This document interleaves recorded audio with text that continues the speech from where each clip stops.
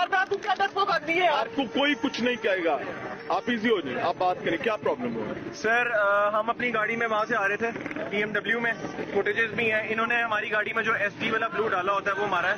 अच्छा। उसके बाद मुझे गिरबान से पकड़ के उतारा है, मेरे मुंह पे पंच मारा है। आई टोल्ड देम कि पुलिस ने first of all I told them कि मैं एक लॉयर हूँ।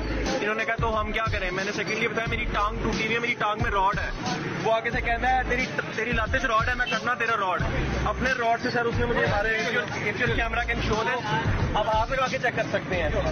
6 महीने से मैं बेड रेस्ट पे था। आज इमरान खान फ्री हुआ है, मैं सिर्फ जश्न मनाने के मेरा लीडर बाहर आया तो निकला हूं। मेरे हाथ में PTI का झंडा था, कोई क्लशन कोप नहीं था।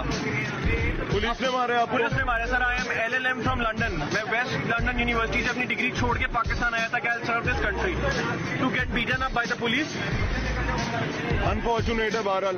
अच्छा, अभी आपकी गाड़ी कहाँ है? सर मेरी गाड़ी पता नहीं कहाँ, हमारी गाड़ी ले गए सर। 3 करोड़ रुपए की गाड़ी है।